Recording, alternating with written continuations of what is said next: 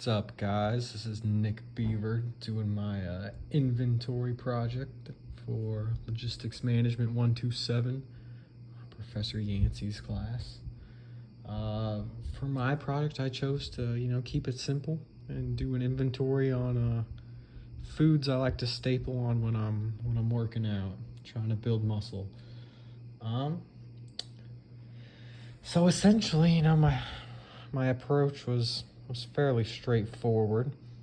I tracked demand through a week just so I could, sort of make a demand forecast for these items. So I divided them all into units and units per package. Units, I typically just made a serving size since that seemed to be the healthiest option.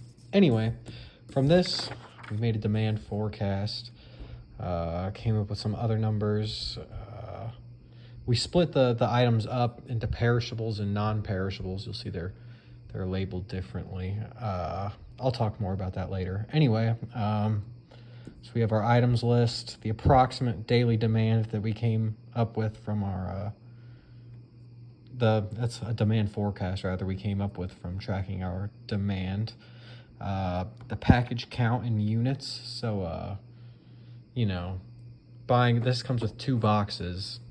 1 egg counts as a unit. There are 36 units therefore in a package. That's what this number comes from. Our max hold time, this really only applies for the perishables. Again, obviously in any operation you don't want your products expiring, being unsellable, so that for our perishable goods definitely needs to be tracked. And then coming up with our max hold time and our typical demand, we came up with an optimal restock frequency.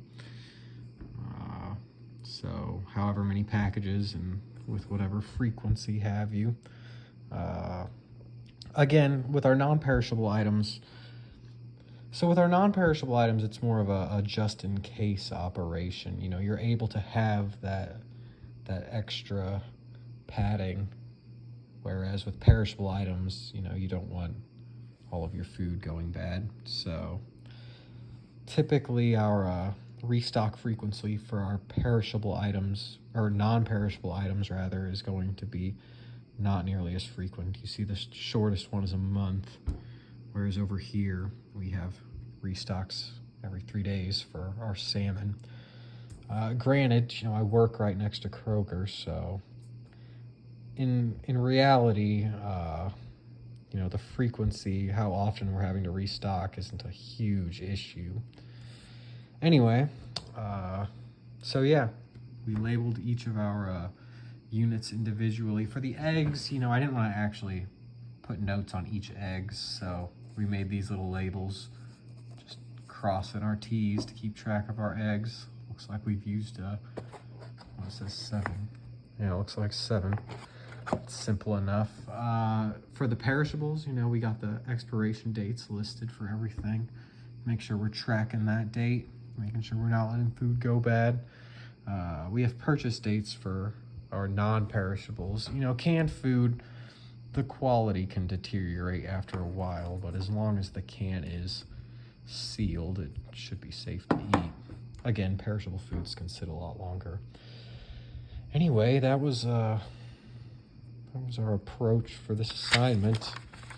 Again, just kind of tracked our demand for a period of time, and from there came up with an ideal way of keeping inventory for my food items.